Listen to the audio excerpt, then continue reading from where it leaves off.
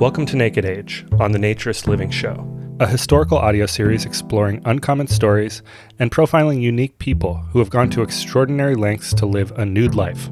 I'm your host, Evan Nix. In this episode, we'll meet Jérôme Jolibois, a Belgian naturist and avid cyclist whose naked bike activism paved the lane for him to become the first open naturist elected to the Brussels Town Hall. This is Naked Age.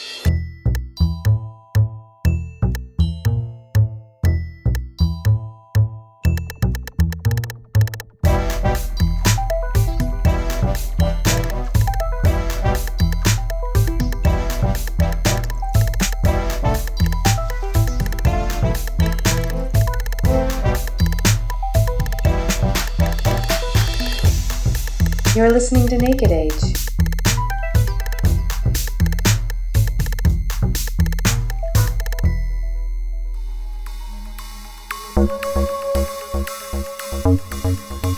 When you look at the history of nudity used in protest, events tend to fall into one of two columns. First, there's nude protest for the sake of advancing nude rights. Political naturism. Examples of this include things like free beach nude wade-ins, or the grassroots marches of the Top Freedom movement.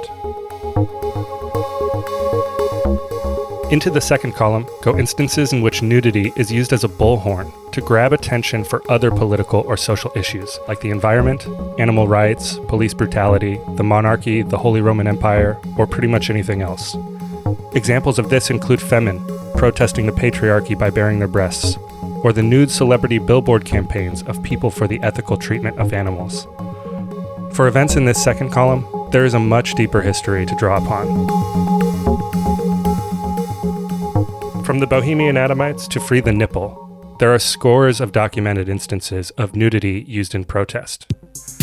Nudity's power as an attention grabber has made it a compelling tool for speech for as long as people have been shocked by the naked form. But in the 10th century since Lady Godiva's famous ride, it's the most recent one which has seen the rapid proliferation of nude protest as a common device employed by the counterculture. And it's only in the last 20 years that we have witnessed the emergence of a whole new kind of naked activism, a movement which has spread across the globe like a wildfire, and which also has roots in an entirely different transformational tool: the bicycle.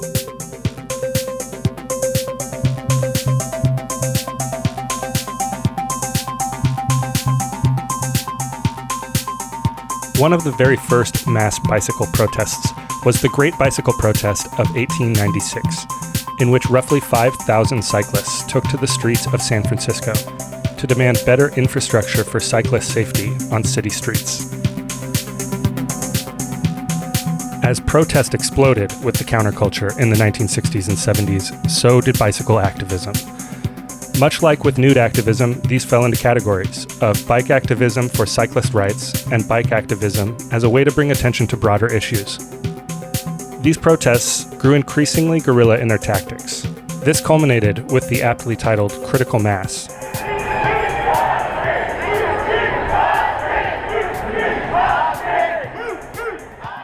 Critical mass rides consisted of large groups of sometimes hundreds of anonymous cyclists, using flash mob tactics to meet up and ride together on city streets without official route or sanction, often disrupting and congesting automotive traffic.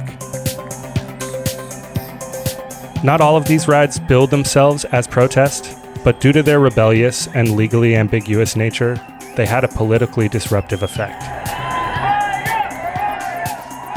Critical mass expanded into a global phenomenon rapidly. Within 10 years, there were rides in over 300 cities. At the top of the 21st century, mass cycling events like this were so popular that an evolution of the formula was due. A convergence of two movements, connected in kind and essentially complementary.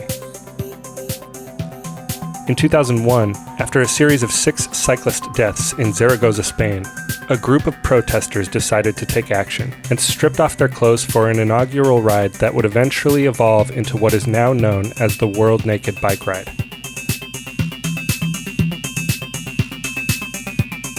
WNBR was later organized by Canadian activist Conrad Schmidt as a protest of oil dependency and to promote body acceptance.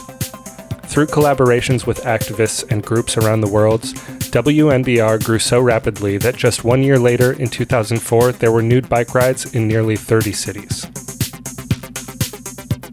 One early city to have its own organized naked bike ride was Brussels, Belgium.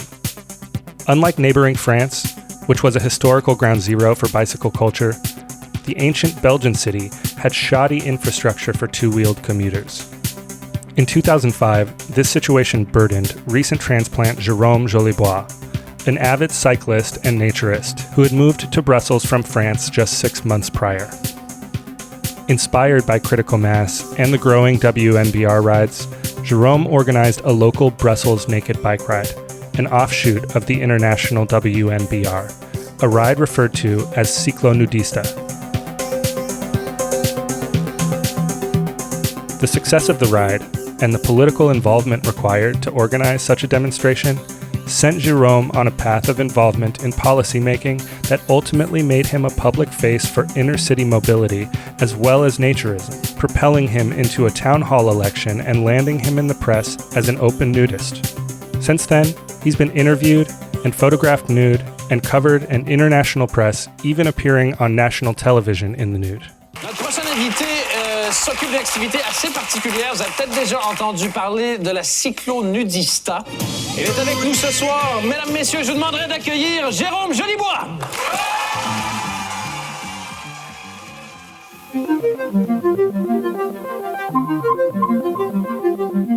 As a naturist and an activist, Jérôme Jolibois has pursued a nudist career that is unabashedly honest and remarkably fearless.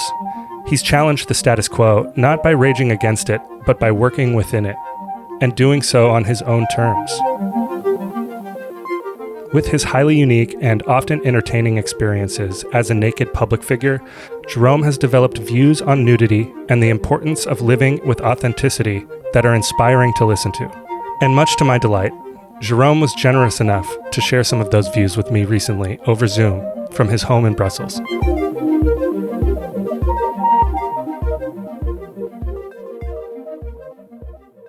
What was it like to be nude on national television?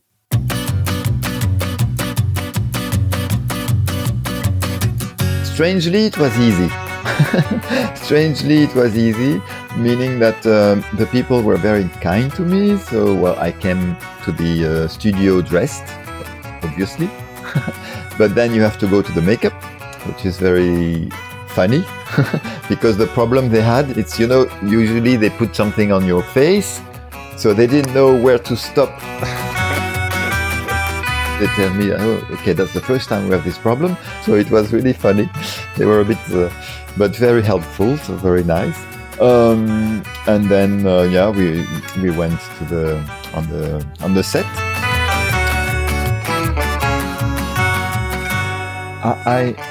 I did it also a very short time, a few years ago, in a small television in France for an interview, and that was less comfortable because I was really, they used me a bit as a clown. I was really feeling used.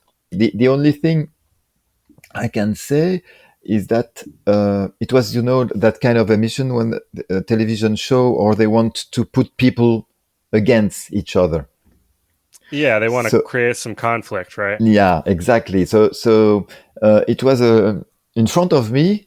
They put a lady a bit older than me, maybe 10 years older than me, who just published a book about the politeness and the way to be in society. And they thought that because I'm naked, I'm not polite. And that was very funny because we had a chance to chat very quickly in backstage with this lady, and she was not at all shocked by my nudity. And even in the show, she said, but no, this guy is totally respectful.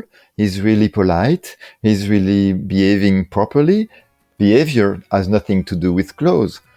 So I think the journalist who wanted to have a little bit of fight was a bit annoyed by this situation.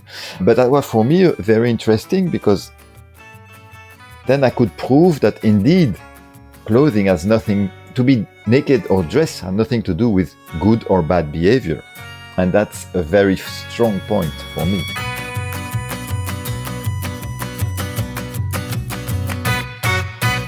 To what extent is it your responsibility to be kind and to be polite, to represent that idea that you know, just because you're not wearing clothes, you're not bad? That's very important for me. It's not only that I'm not bad, but I'm just fitting in the society. I'm not a weirdo, because that's easy for the people to pretend, okay, you're a nudist, you're a weirdo, you're a bit of a side of the society.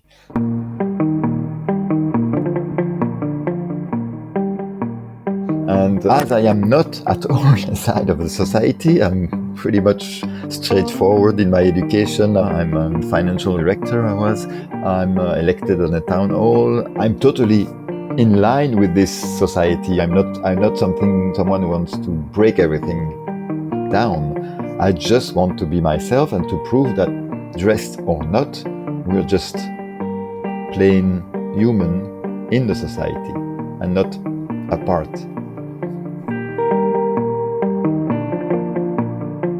I never understood this stupid clothing has no purpose except to hide something. Why do we have to hide this part and not our ears or our ankle or our feet? Or it makes no sense. And that's really from the beginning. I mean, I just liked to be naked when I was a young boy, around maybe 7 or something like that. I put pajamas on because my mother wanted me to put pajamas to get to sleep, and I put them on. But in the morning, the pajama has disappeared, and it was not totally conscious. It's just that probably during the night I don't felt comfortable, and I just take it off. And then I discovered, by going on vacation on the seashore, that other people were liking to be naked. You grew up in France, right? I grew up in France, and it was also in the 70s. So it was really in the high peak of the naturist. But I was not from a naturist family. My parents never hid when they were naked in the bathroom. We were taking bath and shower and brushing teeth in the same bathroom, and my father or my mother could be naked, or us, and that made no difference. So we were 10 people, 4 adults and 6 children. And yeah, when we go to the bathroom, it was all together. And sometimes we were 3 at a time in the bathtub to go quicker with my cousins, with my brothers, and sometimes my uncle was also brushing his teeth. That was just natural.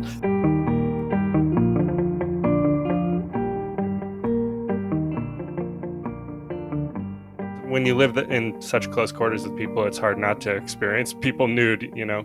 That's how families work, right? Yeah, exactly. You know, it's interesting because you grew up in France. You know, there were beaches and there were those types of things around, and the French attitudes on nudity are sort of famously liberal, right, compared to some parts of the world. Do you think that influenced your family, or that influenced your attitudes in nudity early on, just because you had exposure to it like that? Oh yes, probably. And also, I said I'm not from a naturist family, but my father was a naturist. He was not really telling us about it, but from time to time we could see him bathing nude in the garden or going for a walk, and we knew he was going to naked beaches. And indeed, it was maybe culturally probably more accepted, even though my mother was the total opposite. For her, appearance and what the other people think was very, very important. So for her, if we do it secretly, let's say, that nobody knows, it's fine. So that was a weird message, because for me, I never felt that I was doing something bad. Sure. And that's maybe also why I react later to put it publicly, because I don't think it's a good attitude to hide. when did it go for you from sort of enjoying nudity to doing it more publicly? Yeah, well, it was progressive. Huh? I discovered that there are some nudist clubs, and around my house I discovered that there is a few, but I was not able to go there because I was not 18 and not able to drive to those places. They were quite difficult to reach. But then I discovered by accident in a magazine, but just a normal magazine, that two swimming pools were offering, via an association, some naked swimming nights. So I immediately went there. So I went, it was 3 nights a week. I was going there every time. And then I tried to help the club. And I help in communication. So I did a little flyer, and that's how it started really to be public, because that's where I discovered that when talking about those sessions to unknown people or friends, it was always well received, either by curiosity or either by interest, but really quite exceptionally with reluctancy or with shock, almost never. That gave me confidence to say more out loud that I was a naturist and I was going there, and that's great and you should come and blah blah blah. But that was still, before the internet and all the social media, so it was really just handing some flyers from time to time and talking to my friends.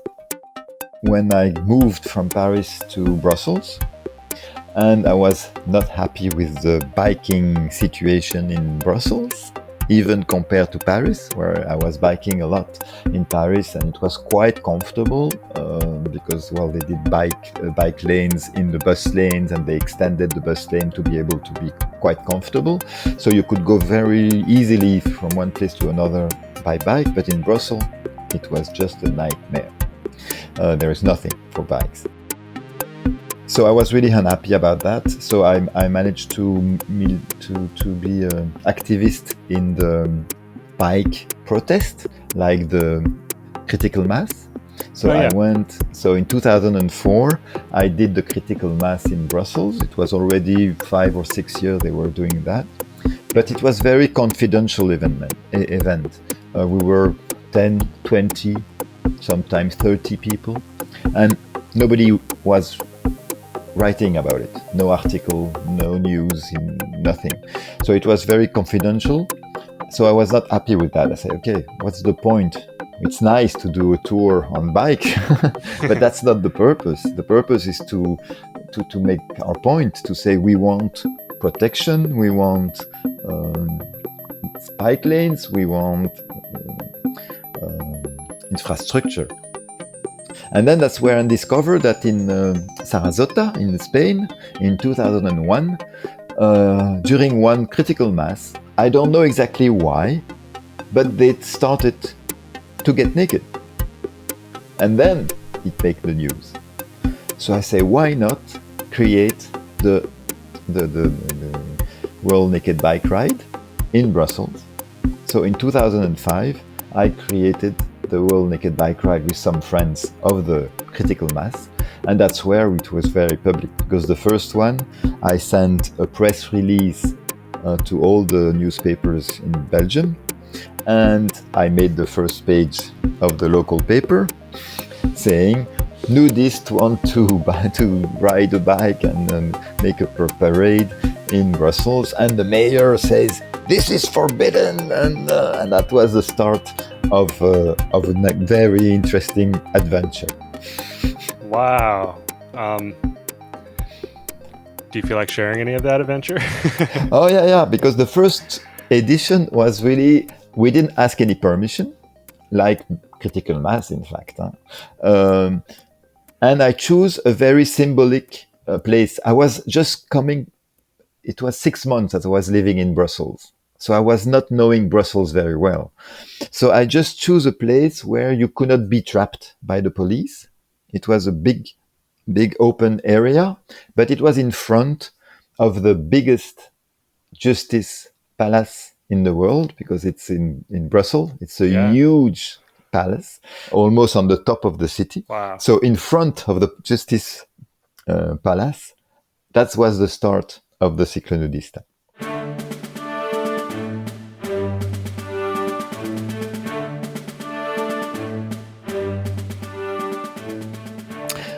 This morning I came.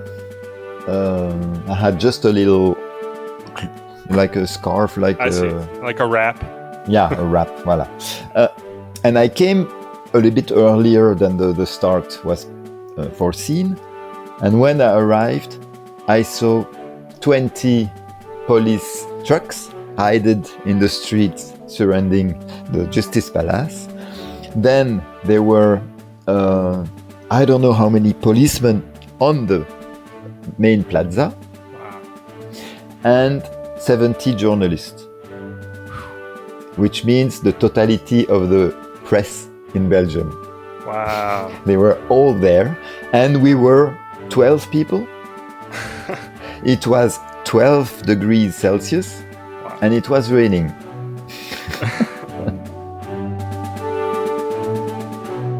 And then a policeman came to me, the chief of the policemen came to me saying, you know that this protest is forbidden. And I looked around and said, what protest? We cannot do a bike tour with some friends. We were only 12 people, you know. That was not a huge protest. Yes, you can do a tour with your friends. And then he started to leave, and then he came back and said, yes, but no nudity. Okay. And I said, what do you call nudity? We cannot see your genitals. Ah, okay. So I unwrapped myself, and I had just put a fig leaf in front of my sex. Yeah. So I opened it, and I said, is that okay? So he was looking me in the eyes, and then he just very quickly go down and up again, and he said, yes, and he left. And then we were only about the 12 people that were present. I think there is only 3 people who are almost naked like me, Sure. but not totally naked. So we didn't show up our genitals this time.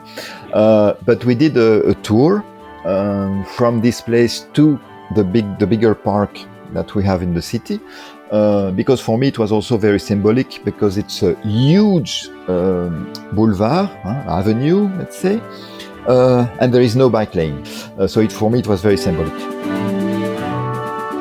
But then the I don't know how you call it, but in Belgium we call it the renseignements généraux, police who are really looking about terrorists and people like that. Sure. They were following us, filming us during all the bike parade, just to Wow. make sure they have record everything. So that was the first edition, and it was amazing, That's but wow. very strange. Was there any backlash from that Nothing, after? nothing. What about positive? Like, did you get good press? Yeah, I was very surprised because the press was talking really about the message. They didn't talk a lot about the fact that it was forbidden. They really talk about why we're doing it. So that was very, very, very, for me, it was a success, even if we're not naked, basically. For me, it was a huge success because they talk about the subject we wanted to talk about. So that Yeah. was really, really important. Wow.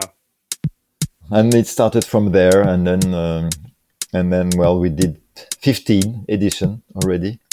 Wow. Now with the authorization, I managed to lobby enough to make the police recognize that nudity is not forbidden in Belgium. Because it's the fact. The law is unclear, so you can always risk to be arrested. That's you are probably going to be arrested very easily and almost 100% of your time, but you will gain your trial. Sure. Because voilà, there is a gap, and policemen don't understand why it's legal, and Yeah. it's legal if nobody is really offended, or if you don't do it to offend, which is very difficult to prove. But for the moment, no naturist even has been ever convicted for just plain nudity.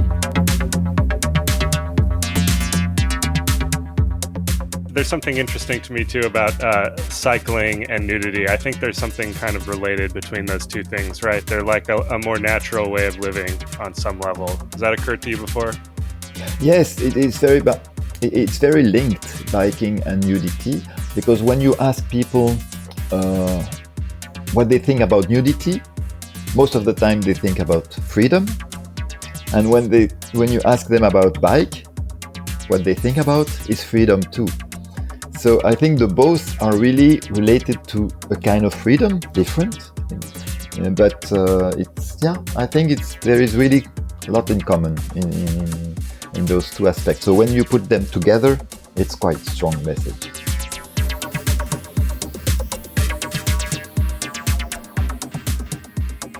Have you been involved in activism in other ways or before that moment? No, that for me it was really the starting point of my public nakedness, let's say, in public nudity. But then very quickly, I also wanted something else. I was going every Friday in Brussels. We had only one naked swim per week. It was on Friday evening. And I was obviously going there. From the beginning, I lived in Brussels. But I was meeting people not of my age, not with any of my interests, as, for example, dancing or house music or techno music or electronic music that I love a lot. So I was a bit, it's nice to be naked with other people. We all know that as naturists, but something was missing.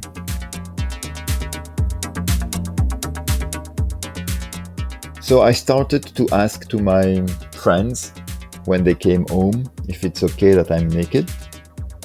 And then I asked when they invite me to their place, if it was okay that I was naked. And then I started to ask in parties. So first in more private parties, and then growing up to very huge discotheque in Brussels. I think it was in 2010 that I really started to go in huge parties. I mean huge, it's 5,000 people dancing in a huge clubs on Saturday night, where I was the only one naked. And it went so easily that I was amazed. I thought that people were going to accept, but I thought that maybe, 20-30% will be really not accepting this fact. And in fact, it was very, very exceptional when people were coming to me and says, I don't like that, get dressed. And it didn't even happen one time per party. Wow. So I started to be very more public. Sometimes I was going out 4 times a week, always naked in all different kind of places. And for me, that was also very important to try to see if it was this discotheque that was open-minded. So I tried to go also in more select discotheque, where I was accepted also, and always they have the explanation why they accept me. Everyone has the same speech about the other. When I was with young people, they would say, we are young. If you go with old people, they will not accept it. And if I go with old people party, they're going to say, but we are, we're grown-ups. We have experienced a lot of things in life. That's why we accept it. Young people will not accept it. And it's really strange that most of the people have no problem about nudity for themselves. They always fear about what the other thinks. But most of the time they are not offended themselves. That's very curious. That's very curious.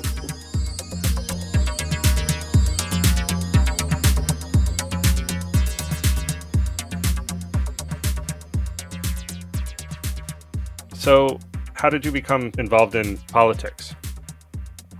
Well, I started with politics not about nakedness. It was really about biking. As I was so angry about the situation of the bike infrastructure in Brussels that I tried to see what the local politics were proposing in their program, election program. And I discovered that almost none of them had a real mobility program. Even the Green Party, which I was close to. So I came into this Green Party and I tried to be really active in this party, and I pushed and I developed a mobility program for this party. And on the side, I was doing Cyclonudista. And by doing Cyclonudista, I had also to lobby with the police to get the authorization, had to lobby with the mayor. And as I was active in politics, they asked me just to be on the list one day for the next election. It's a 6 years mandate in the local election in Belgium. So I was elected, but I was elected not at the town hall at that time, but I was elected for another mandate for all the social care. I did that for 6 years in the opposition. So I was just representing your opposition and my party. And then since 3 years now, I've been elected at the town hall, but in the majority this time. So voilà. That's how I get. It's a bit by accident, in fact. Yeah, sure. You've been public with your nudity in politics, I understand. Is that right? Yes, and that for me was very important.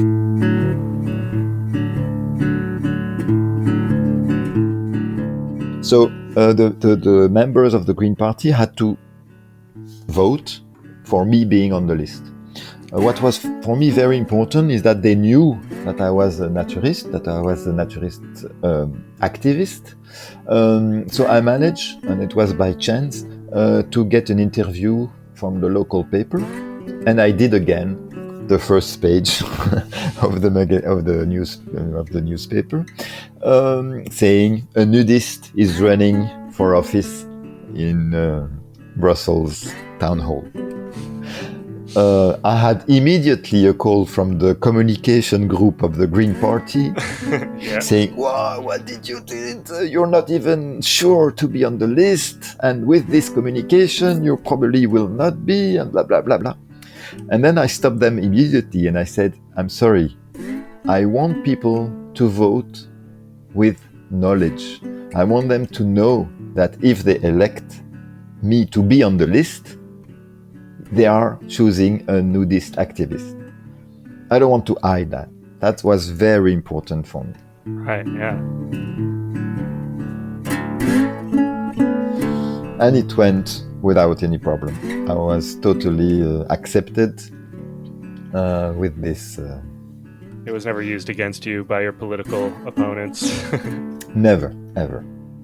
That's good. But that, I think, the power of really accepting who you are, and just saying, "Voila, I'm that like that."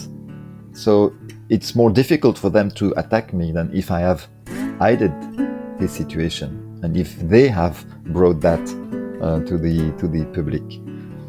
I think it's a power to say, "Okay, yeah, that's who I am." I really believe in that. Yeah, the truth will set you free, right?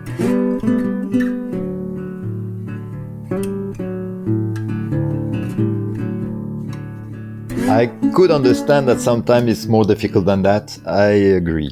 It depends maybe on your job. It depends maybe of a lot of things. Maybe I was lucky on that part. But sure. This is sort of a random thought, but it does so much to normalize nudity, when you just put it out there and people see that it is perfectly normal, it's perfectly human, it's nothing to be ashamed of. But I also wonder if that power that nudity holds for protest or for activism is the sort of shock value. And the more you normalize nudity, does it lessen the shock of nudity for activism? I don't know. Maybe those are unrelated. I'm not sure. No. I think it's maybe at one point of time will happen, and that's great. When it's not more scandalous anymore, well, yes, you cannot do the buzz anymore, but then just the right to the in France we call it le droit à l'indifférence, which is mean just the right not to be noticed, you know. So indeed, with the Cyclonudista, I use the power of the nudity and the little shock that it still provides to make my point. But if one day it's not a shock anymore and you can be naked everywhere, anytime, I prefer. I definitely prefer.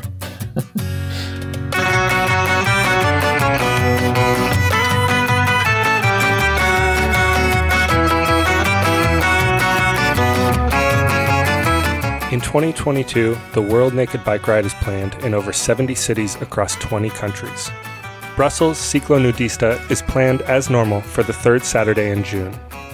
If you'd like to attend a naked bike ride, an official list of cities is available at wiki.worldnakedbikeride.org.